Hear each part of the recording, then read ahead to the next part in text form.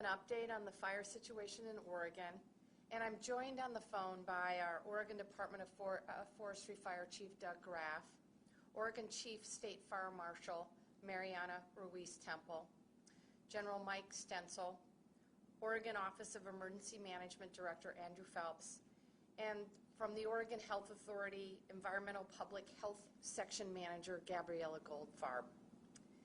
We now find ourselves 1 week into this fire event, and without question, our state has been pushed to its limits. It's really hard for all of us to wrap our heads around the devastation that these fires have caused and the pain and the suffering that so many Oregonians have endured over the past few days.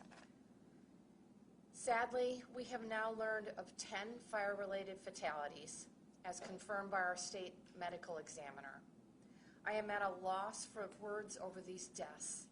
Dan and I are holding these families in our hearts during this extremely difficult time. Again, these fatalities are confirmed by the Oregon State Medical Examiner. Local medical examiners will continue to report additional fatalities, and the Office of Emergency Management will begin releasing updates on confirmed statewide totals. As we look toward the next few days, my firefighting teams tell me they are optimistic that cooler weather coming toward the end of this week will be a tremendous help. We are incredibly grateful that our calls for assistance are also being answered, with crews from all over the country and Canada coming to help. For example, we expect structural firefighting teams from North Dakota and Michigan to join our response this week. Michigan, California, and Washington are providing resources to our Emergency Coordination Center. Vermont and Nevada have reached out asking how they can help. Scores of representatives from FEMA are also now on the ground assisting with the response effort. Additionally, today, I sent a letter to the President asking that he declare a major disaster in the state of Oregon. I want to say thank you. We are incredibly grateful for this national support. I want to thank these crews for joining us in the firefight. We can certainly use all the help we can get. We'll also be working with the National Guard to deploy approximately 250,000 N95 masks to our agricultural workers and impacted tribes across the state. Our communities across Oregon are suffering right now. The wildfires burning our state are compounding hardships for our Latinx and underserved communities in Southern Oregon, rural Oregonians throughout the Santiam and Mackenzie River basins, and tribal communities in Chiloquin. Additionally, the smoke blanketing the state is a constant reminder that this tragedy has not yet come to an end.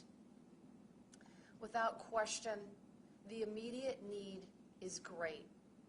I am so grateful for all the local organizations, nonprofits, and volunteers working long hours to help Oregonians recover. I encourage anyone who has the means to do so to donate to the Red Cross, the Oregon Food Bank, or their local relief agencies. However, I think we all know that we are a long way from recovery. It feels like a cruel twist of fate that many Oregon communities already disproportionately suffering from the impacts of COVID-19 or the flooding in Umatilla earlier this year now face even more hardship. That's why I've asked 3 of Oregon's largest foundations, the Ford Family Foundation, the Meyer Memorial Trust, and the Oregon Community Foundation, to establish a fund to help plan for what comes next. Contributions will focus on recovery in both the medium and long terms. This new fund, called the 2020 Community Rebuilding Fund, will help us invest in long-term recovery, particularly for our most vulnerable communities. Other organizations are welcome to contribute to this fund as a way to get their donations to those most in need. I'm also incredibly grateful for the quick response of these three foundations. They each bring unique expertise and an understanding of the challenges our communities will face in the aftermath of these fires. For example, Meyer Memorial Trust ensures that equity is at the center of their work and that vulnerable Oregonians, particularly Latinx and tribal communities, will be centered as we rebuild. The Ford Family Foundation has a deep understanding of the needs of rural Oregonians. And the Oregon Community Foundation works with every community in the state, bringing diverse voices and donors to the table. We will have a long road ahead, but I am so heartened by these foundations and by all Oregonians who are coming together right now. Philanthropic dollars serve as critical building blocks and leverage for public and private investments that can help build us back stronger. The 2020 Community Rebuilding Fund is an important next step on our path toward recovery as we work to build a more resilient Oregon. I want to end this briefing by highlighting the heroic actions of individual Oregonians, like Christiana Rainbow Plews, whom most people call Chief Rainbow, the Upper Mackenzie Rural Fire Protection District Chief.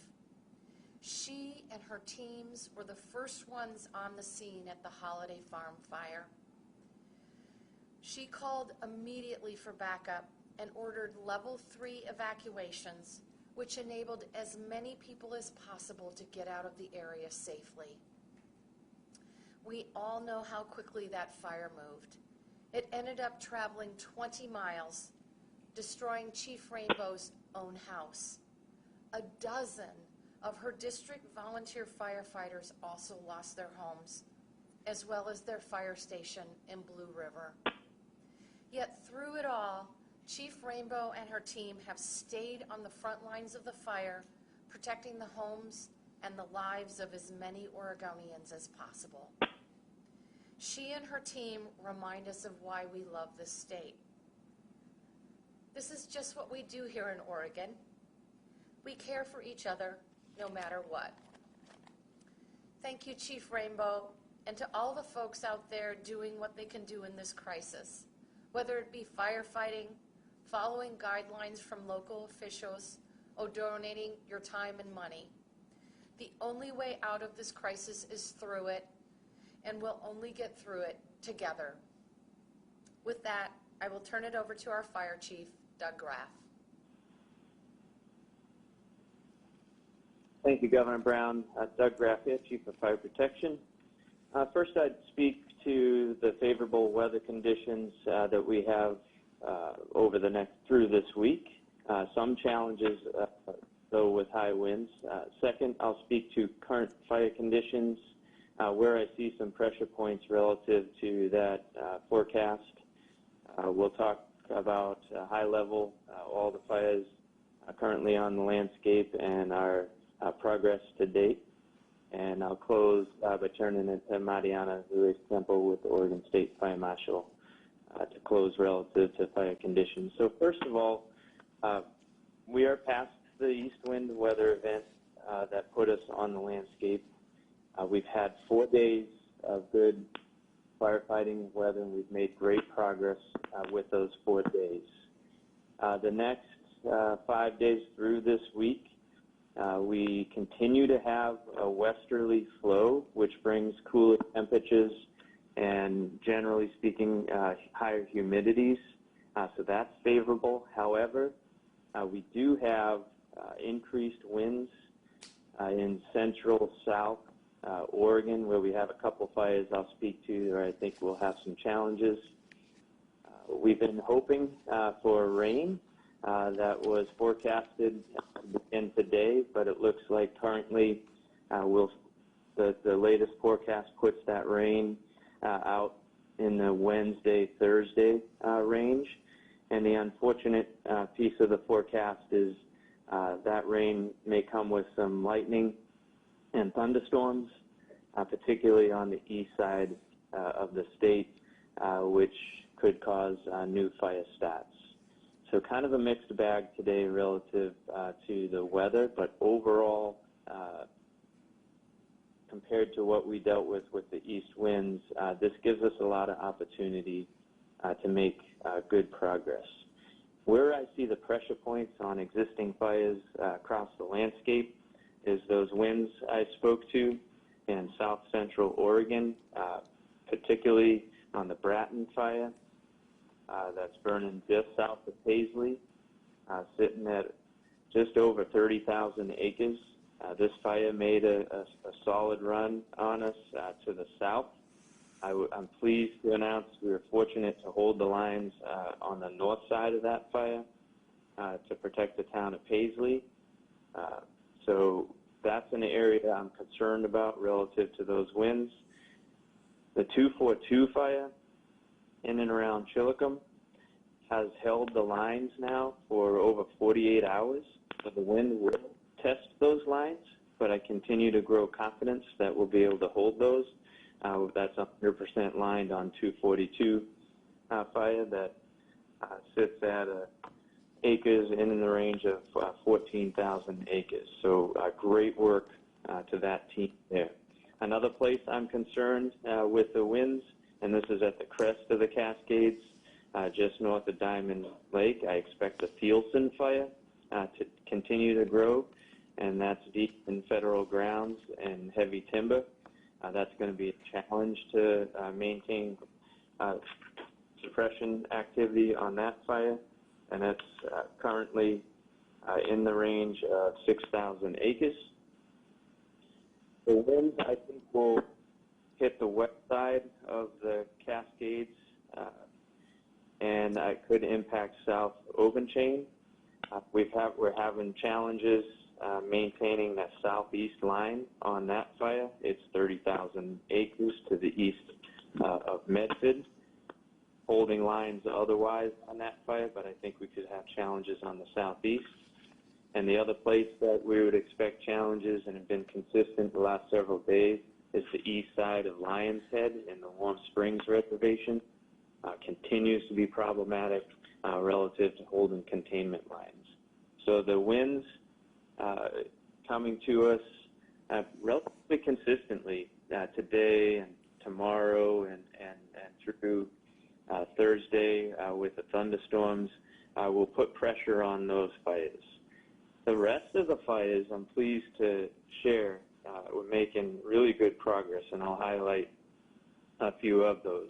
The Alameda fire between Ashland and Medford, the teams did outstanding relatively to minimizing the best we could the acres of growth after the first run that fire made. So we've been holding those lines for well over 48 hours.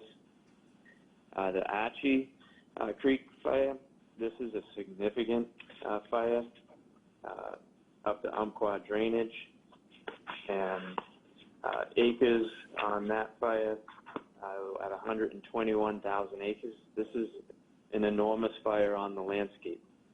This is one of the ones that fully expect to be with us until the rains set in. However, tremendous progress on establishing control lines on that fire. This is an area we've seen a lot of forest landowner operators with dozers and heavy equipment making tremendous progress on that fire.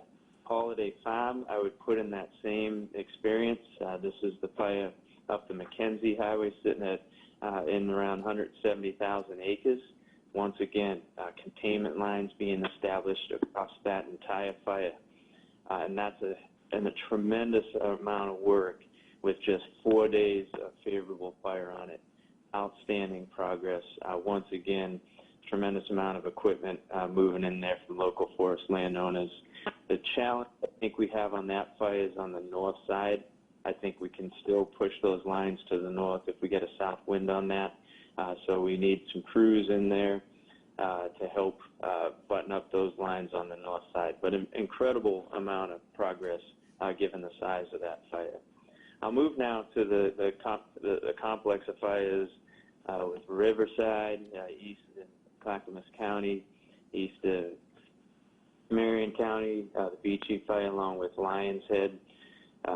This area, as I've highlighted before, in the range of 450,000 acres of fire on that landscape. But pleased to announce the southern part along the Santiam Canyon and where it moves south beyond the Santiam Canyon, establishing control lines on that south line, moving control lines from Lions all the way north to the Malala River, and starting to begin to establishing containment lines from Estacada south towards the Malala River. There's a finger of timber in between the Riverside and the Beachy fires in the range of 30,000 acres that's unburned right now. And we're going to do our best to establish control lines to maintain that last patch of living trees from your view from Colton and Malala and Scott Mills as they look up the mountain. That's a really important piece of ground now. So containment lines are being pushed up to try to keep those two fires from burning together. I moved again south to the Slater fire. This is the California that came into Oregon from California. We're sitting at about 30 to 40,000 acres on the Oregon side up and through Illinois Valley. Continue to make great progress once again on containment lines there. Other fires that I've briefed on in the past that look really good at this point. North Bank Road, those lines have been holding. This is out of Coos, been holding for quite some time, 4 or 5 days now. So feeling very comfortable on containment there. Also, Echo Mountain Complex out of Lincoln City, where we evacuated that community, holding lines there. Excellent work. Pike Road Fire, Bay City, once again, holding lines on all those fires on the coast. So very proud of the work.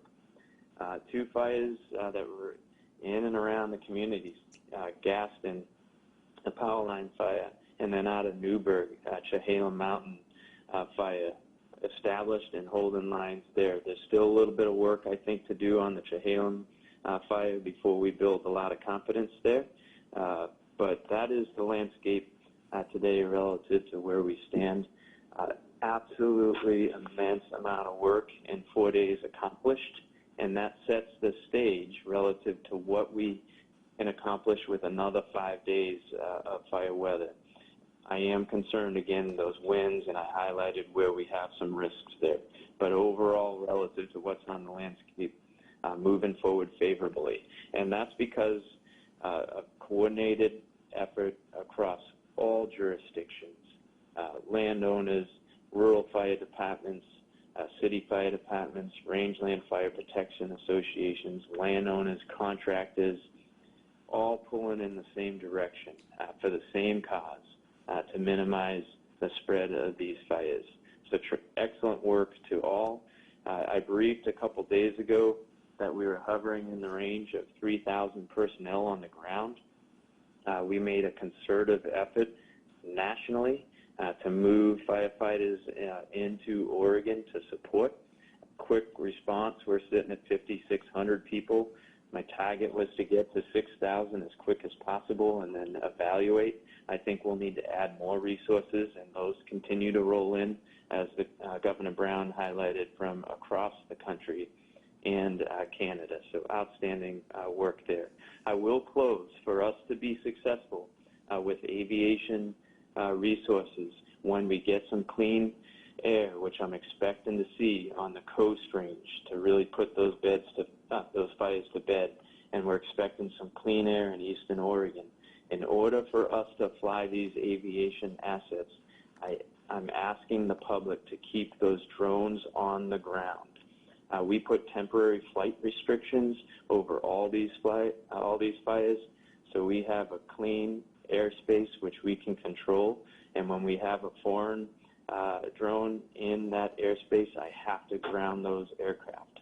So that is my message for the public. I would ask the media to help amplify that. And as always, I appreciate your engagement and carrying these critical messages. Thanks. End the report, Governor Brown. Thank you, Chief Graff. Mariana Ruiz-Temple. Thank you, Governor. This is Mariana Ruiz-Temple with the Office of State Fire Marshal. The Oregon Fire Service is actively engaged on fires throughout the state of Oregon, many of which Doug mentioned, and many initial attack fires. Doug mentioned that originally we had 3,000 firefighters on the ground. Over 600 firefighters were from the Structural Fire Service at that time, and thousands more not being tracked in the system as local IA, 1,000 firefighters from around the state that were truly heroes in those first 48 hours as they battled those fires within their own districts, to Governor Brown's point with Chief Rainbow. The priority for the Structural Fire Service and Unified Command on many of these fires are going to be continued mop-up and work around structures. The majority of the structural protection we feel very good about, but we're continuing to keep an eye on the weather and continuing that mop-up so that when we turn these fires over, we're in a good place structurally. And now beginning to keep an eye on recovery. As Doug mentioned, from the structural side, we will be reprioritizing and resetting where our assets are placed based on need, also based on local firefighters in their own district. We really want to get replacement crews for those that are working in and around their own districts and get them a break and away from their district to give them some time for reset. So that'll be part of our prioritization. Over the next 48 hours, starting today and over the next 48 hours, we do expect to implement demobilization plans on 242, Alameda, and beginning on the North Cascades complex. That will begin to free up more resources and input into the system. We expect to be putting more resources on Slater.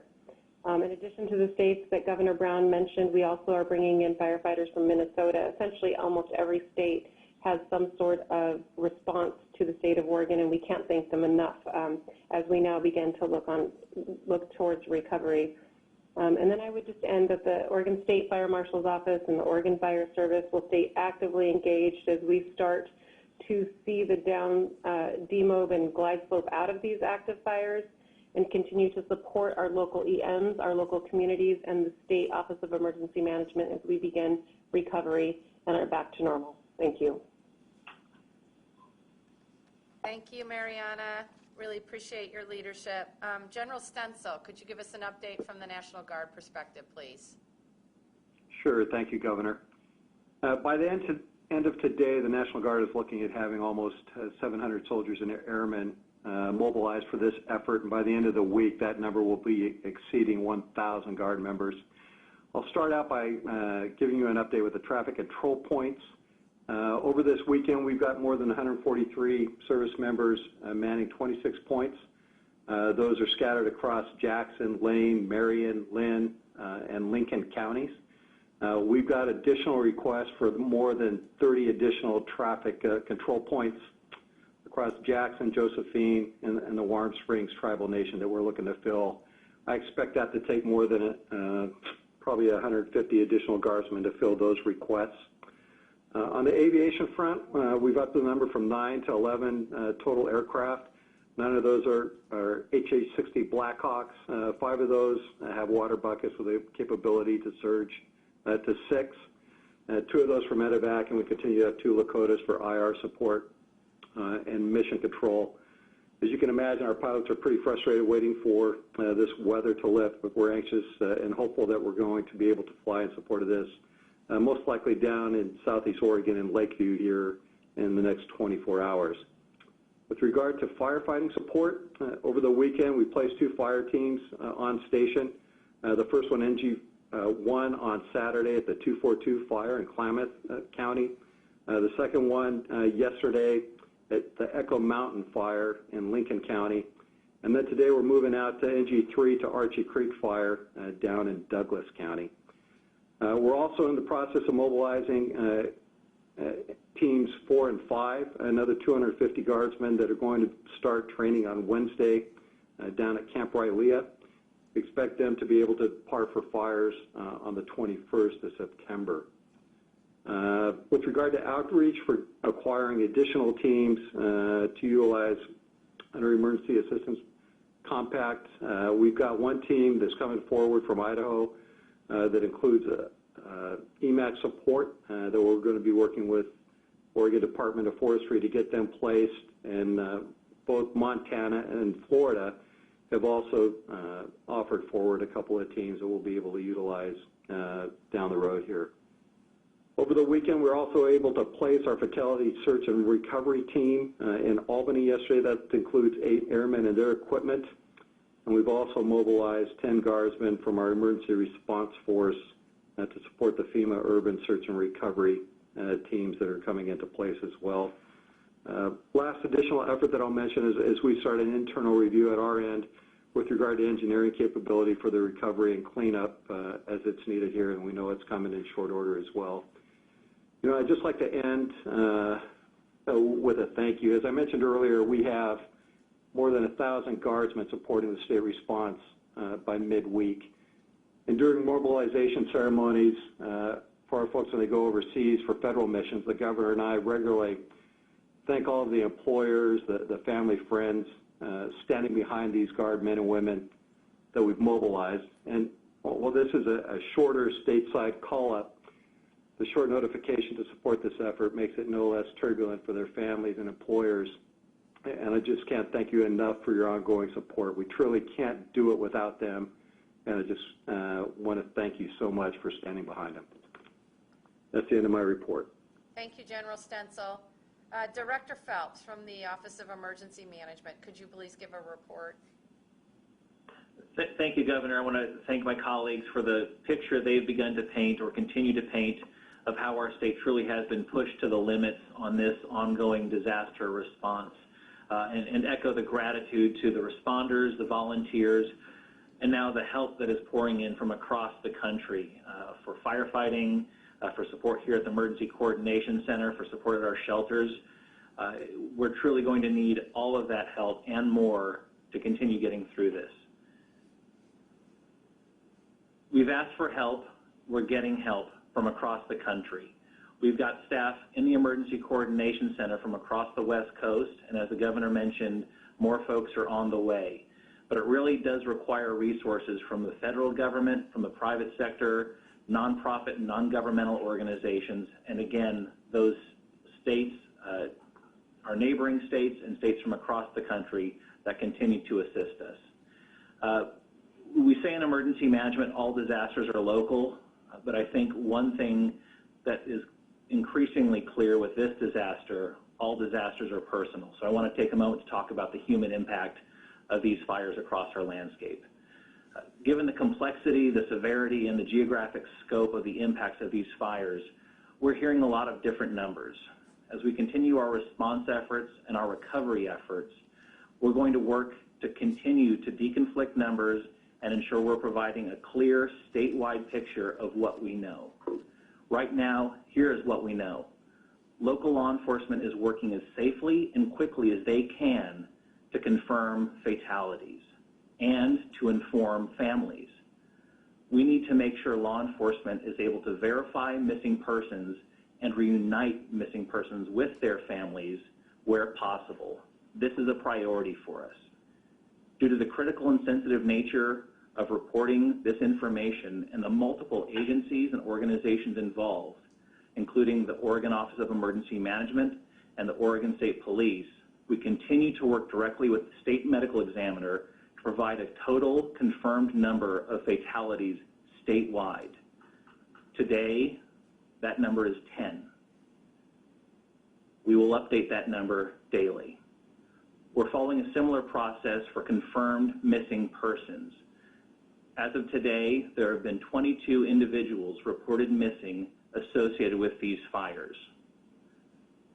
We want Oregonians to know, and those across the country, if you're concerned for missing family, please report that concern to the local law enforcement entity of where that person lived or where they were visiting when the fires occurred.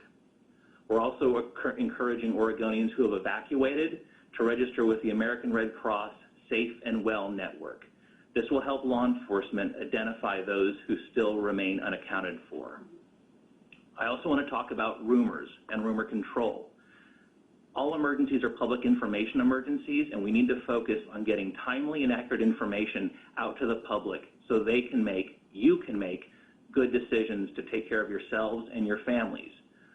Rumors can cost lives. We're relying on government entities, official government sources, and our media partners to make sure accurate information is being conveyed responsibly. I want to close by mentioning how grateful we are at the Office of Emergency Management and all of the agencies and organizations working within the state's Emergency Coordination Center for how we see Oregonians taking care of each other. We've, as a state, been inundated with donations, and it's been beyond generous. Right now, what we're requesting, if you have the capacity to give and want to be of assistance, reach out to reputable, nonprofit, and voluntary organizations that are supporting this response: the Red Cross, the Oregon Food Bank, Team Rubicon, and others. You can find information by visiting OregonVOAD, VOAD.org. We also encourage Oregonians to find more wildfire recovery and response-related resources at the state's website established by our Joint Information Center, which is operating 7 days a week to provide information. That website is wildfire.oregon.gov. This will provide a list of county resources, where to donate, and how to get and how to give help. We're in this for the long haul. This is going to be a long duration recovery operation for our state, and we want to make sure that the generosity of Oregonians is able to be brought to bear as we continue to work through our ongoing response and our future recovery operations. End of report. Thank you, Governor. Thank you, Director Phelps. Gabriella Goldfarb from the Oregon Health Authority. Do you have a few remarks? I do. Thank you, Governor. I wanted to share health information on 3 topics of air quality and health, smoke and COVID-19, and staying safe in burned areas. So based on this morning's smoke coordination call with weather, air quality, fire, and health agencies, we do not see relief from harmful air quality until late in the week, closer to the weekend. And a short while ago, the Oregon Department of Environmental Quality extended the current air quality advisory through Thursday. Even in some places where there may be limited improvement at times, that just means dropping from one bad air category to the next worst category. And we're seeing that play out with health impacts to people in our communities. Fully 10% of all emergency room visits across the state are for asthma-like symptoms now. While everyone can experience symptoms of smoke exposure, susceptible populations include pregnant women, children, the elderly, and people with heart or respiratory conditions. They are all at higher risk, as are people who work and exert themselves outdoors. And so we are really urging people to stop work outdoors when the air quality index reaches unhealthy levels or higher. When smoke does trigger a serious health effect, it will usually show up within a few days of exposure, but some people might experience effects up to a week or 2 after exposure ends. So we wanted people to be aware of that. And the message, again, remains to stay inside and follow recommendations for making cleaner air spaces in your work or home. And as Andrew was saying, you can find great information about that by visiting wildfire.oregon.gov. Next, I wanted to speak to smoke and COVID. There is some overlap between COVID-19 and wildfire smoke symptoms, such as cough, difficulty breathing, and headaches. But smoke impacts don't typically include fever, chills, or diarrhea. So if you have these kinds of symptoms, use the CDC's online COVID-19 symptom checker to see whether you should contact your healthcare provider. Finally, we wanted to share information about staying safe in burned areas. OHA collaborated with the Department of Environmental Quality and Oregon OSHA to pull together information for people once local officials allow you to return to burned areas to protect you from hazardous materials and injury. And we just got it posted again to wildfire.oregon.gov and would appreciate the media amplifying that message. Finally, of course, our hearts really go out to all of our community members who are facing those circumstances, and all of us are working together to make things better, as the governor said. Thank you. End of report. Thank you, Gabriella. I think we're ready for questions at this point. Thanks, Governor. First question is from Les Zeitz with the Salem Reporter. Go ahead, Les. Yeah, Governor, two questions for you. What is your assessment, what reports are you getting about the status of infrastructure in these fire areas? I'm speaking of highways and utilities like power and cable. And secondly, you talk about the long-term recovery effort. Do you intend to appoint some sort of a recovery czar to make sure that that operates as efficiently as possible? Thank you. Thank you, Les. I'll let the state fire marshal talk about the structural damage, but particularly in terms of homes and outbuildings, it's going to be significant. In terms of power transmission, I expect that it will be significant as well.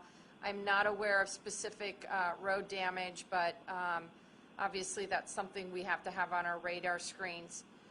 In terms of the long-term recovery efforts, last week I stood up the governor's disaster recovery cabinet, state agencies working together to tackle the response.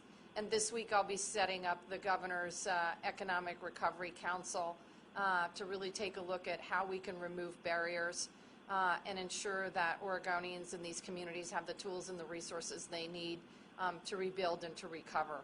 So that'll be set up this week. Fire Marshal Ruiz Temple. Yeah, thank you, Governor. Currently, a lot of these fires are in a position where we will start to be able to make those assessments. We do have 2 urban search and rescue task forces that are on Alameda, Beachy, one that's on Holiday Farm and then a component on Beachy, and their number 1 priority is recovery. Secondly, evaluating that critical infrastructure, and thirdly, damage assessment. So that'll began yesterday, probably over the next 4 or 5 days, and those teams are working closely and actually prioritized and managed within the state ECC. I suspect those numbers will be put through that system through Director Phelps for reporting. Thank you. Well, Governor, let me follow up on my question about the recovery. You're talking about standing up a disaster recovery cabinet, an economic recovery council. Who's going to be in charge?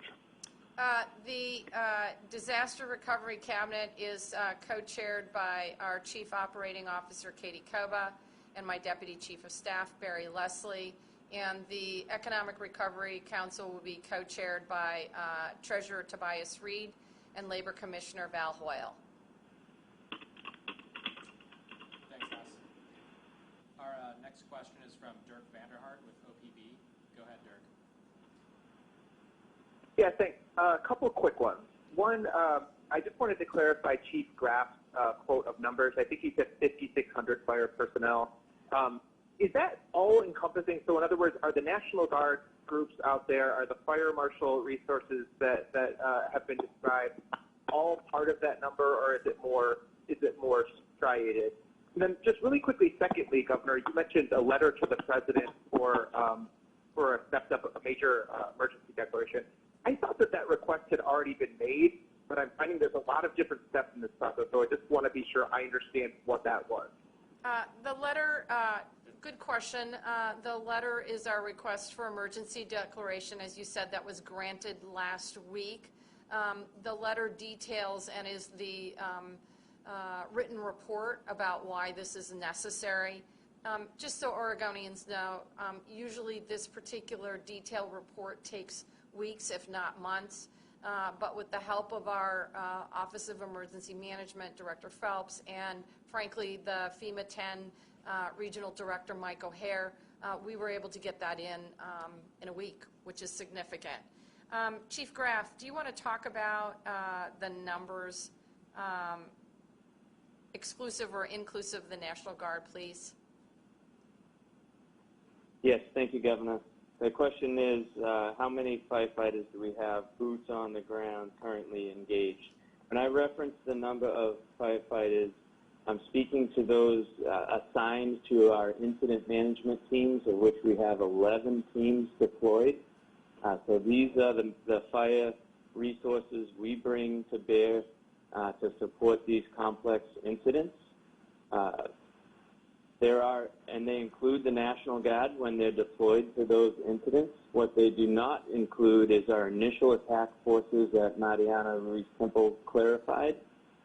She has, through the Oregon Fire Service, over 300 fire departments ready to serve, so I'm not tracking those numbers. And then for the Department of Forestry, we hire additional 600 seasonals who stand ready for initial attack fires, because we not only have to support the current large fires on the landscape, of which we have 5,600 firefighters deployed, we have to be ready for those new fire stats.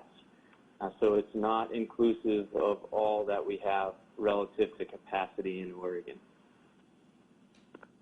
Okay, thank you. Thanks, Dirk. Next up, we have Gary Warner with EO Media. Go ahead, Gary. Yeah, hi, Governor. Thank you. I know these are areas that have experienced disasters and that are also being investigated, but there's questions about how long it will take to reopen some of the east-west highways between Central Oregon, across the Cascades, and the Willamette Valley. Do you have any sort of time frame on that? What should businesses in particular be planning to do over the next 2 or 3 weeks in terms of getting their goods or whatever over to the west side? Thanks, Gary. Director Phelps or Fire Marshal Ruiz-Temple, can either one of you answer that question? This is Mariana Ruiz-Temple. The one thing I would say before, maybe Director, I'll hand that to you, is that there are still many areas in that in these the fire zones that still have fallen trees and snags. And although our fire service is actively engaged in there, so are utility crews and folks starting to clear the road. So it still will take a long time. I mean, I should say it still would take some time, but that is being coordinated at the local level through local EMs. But there's still various safety concerns based on where you are on the fire. So, Andrew Phelps? Thanks, Mariana. Totally agree with that 100%. We still very much have a life safety issue, and we need to ensure everyone is protected and safe before any reentry can be made. We also need to note that all of the recovery is going to be on a community-specific timeline. Each of these communities is going to be moving forward at a different pace, and we also need to make sure that those infrastructure systems, water, electricity, communications, and emergency response services are available to support those folks as they return back to their communities. Gary, this is Governor Brown. Well, I guess the only thing I would add is that we will work as quickly and as hard as possible to get these main arterials open across Oregon as quickly as possible. You may recall the Eagle Creek fire. I believe it took over 2 weeks to get I-84 open, but we have to be able to do it safely. I understand it's critically important for travel and for commerce, and frankly for the health and welfare of Oregonians, but we have to be able to do it safely. I was just wondering if something like, I know that in terms of getting to the coast from the I-5, there's a set 1 or 2 highways that are supposed to really hold up under a Cascadia event. Is there one highway maybe that you're saying this is the one that we're going to try to clean up first and get everybody to be able to use? Gary, I'm not able to answer that question. My suggestion would be that you reach out to ODOT and see if they can address the very good issues that you've raised. Thanks, Gary. Next up, we have Hillary Baroud from the Oregonian. Go ahead, Hillary.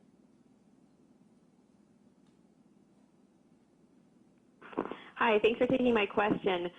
Over the weekend, some members of our congressional delegation had asked for additional federal fire crews to be sent in. They were thinking that we needed some more leadership to be able to fully use our National Guard resources. Can I get an update on whether that's still true at this point? It sounds like they're out there. So, Hillary, you may be referring to the Department of Defense Army Battalion fire bosses, job bosses, crew bosses. My understanding is that they are in training and on their way, if that's what you're referring to. We have, in this crisis, we have received incredible support from our federal partners, and we're incredibly grateful for it. My focus, obviously, is making sure that our firefighters and our teams on the ground have all the people power and the support that they need. Thanks, Hillary. Next up, we have Wright Gazaway from K2. Go ahead, Wright.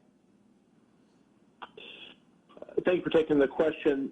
In the past few days, we've heard more and more from people about the quick evacuations in the areas of the Beachy Creek and Lion's Head fires.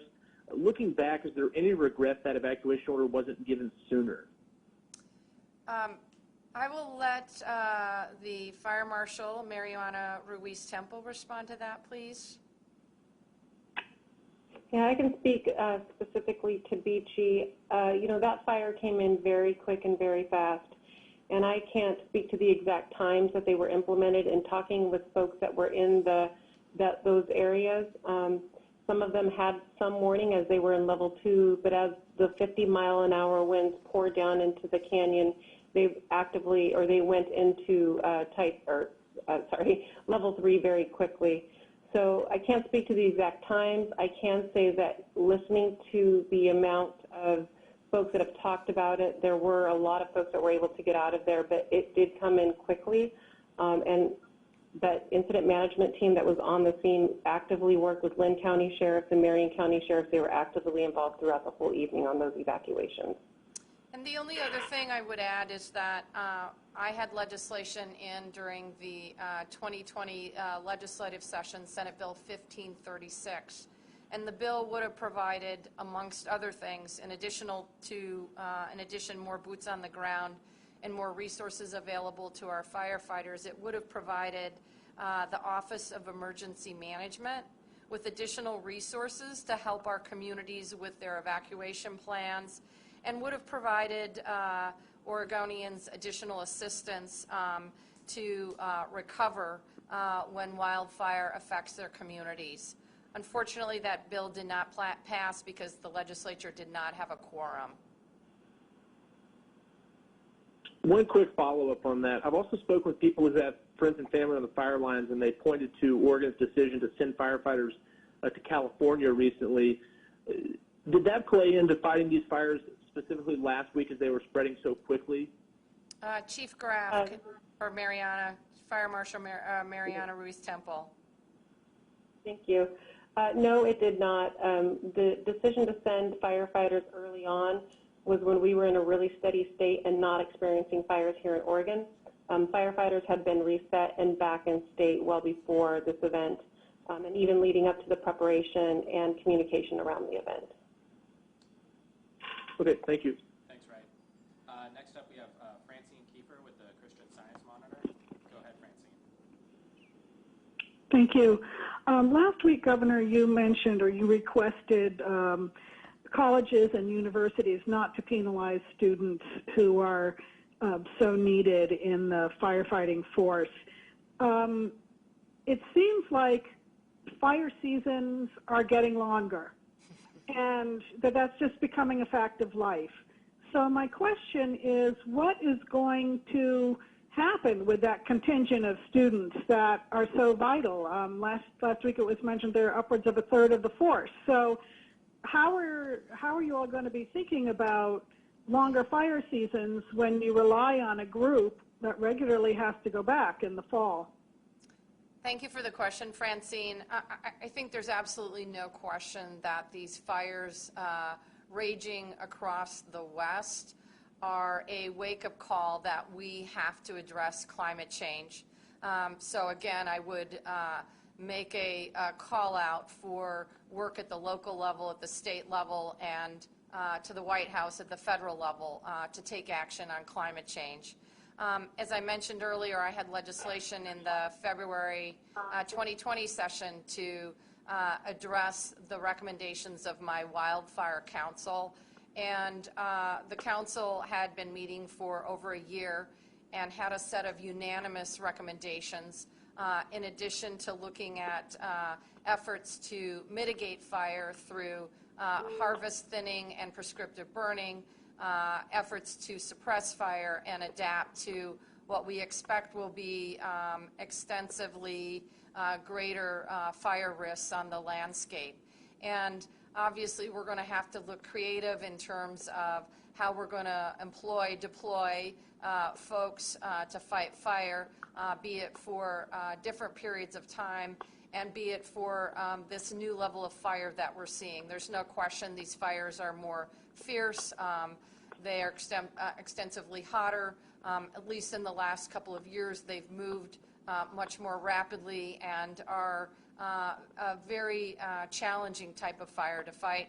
I think we're going to have to look at tools, whether it's students, whether it's, as we're already using, Department of Corrections, adults in custody. We have 30 teams.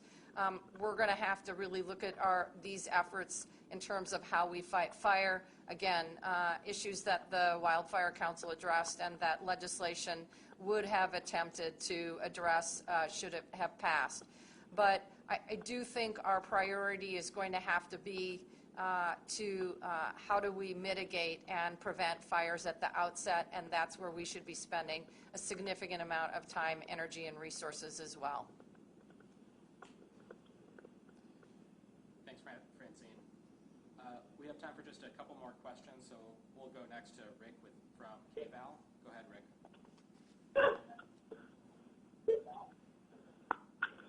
Thank you for taking my question. Regarding evacuations, particularly near the Holiday Farm fire, we've noticed some confusion among people when it comes to the evacuation points and whether or not there's overnight availability for stays.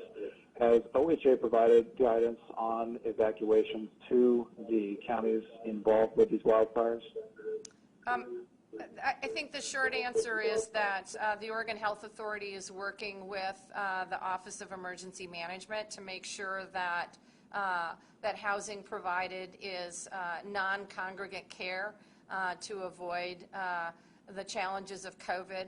Where that's not possible, they are putting in place, Director Phelps can speak to this, but they're certainly working, whether it's at our local fairgrounds, to make sure that cots are appropriately distanced and that there's sanitation protocols being met. Director Phelps or Gabriella Goldfarb, do either one of you want to add to that? Thank you, Governor. I'll speak real quick just to the evacuation process and the non-congregant versus congregant sheltering. Getting folks out of a congregant setting, or what you may typically see in other emergencies or other fire seasons outside of COVID, dozens of cots in a high school gym, for example. We wanted to make sure this fire season that we were prepared to not do that or do that as rarely as possible. This firestorm has been no different. Currently, we have more than twice as many folks in non-congregant sheltering capacity, meaning hotels and motel rooms, that are in a congregant sheltering environment. So the Red Cross and the Oregon Department of Human Services continues to work to increase that number of folks in hotels and motels. We also have a lot of folks that are staying in RVs or staying with friends. Oregon Health Authority has been fantastic about providing and updating guidance to those shelter sites where we still have some folks in congregant settings to ensure physical distancing, folks are wearing masks when they're inside in those shelters, and that proper sanitation is in place. And Gabrielle, I'll pass it over to you. Thank you, Dr. Phelps. I would just underscore your point. We are supporting with very clear guidance based on science about how to keep people safe, both from COVID and related health risks in congregate settings where those need to happen, and providing support to our local public health and tribal health folks who are the boots on the ground for a lot of this. So very cognizant, and because of that advanced preparation, we don't have anywhere near as many folks in congregate settings as we might have otherwise. Thank you. Thanks, Rick. We have time for just one more question. So last question goes to Dick Hughes. Go ahead, Dick. Thank you very much. Okay. Yes, we can hear you. Governor, you mentioned the 2020 legislative session, and I just wanted to follow up. At this point, are there any plans for another special session this fall or anything before the 2021 session to take up wildfire issues or financing or COVID or anything? So I anticipate that we will have an additional special session before the February session, the long session of 2021. Timing of that, it's likely to be after the election, but I know that the legislature, as well am I, are feeling a sense of urgency in terms of the need. Our Oregon families are hurting in communities across the state. We've lost thousands of homes. And I know that we are all feeling extremely concerned and want to make sure that we get folks into shelter or appropriate housing before the rains begin. So at this point in time, likely to be after the election, but obviously up for discussion. Thank you very much. And thank you for everything you and everyone else is doing. Thank you, Dick.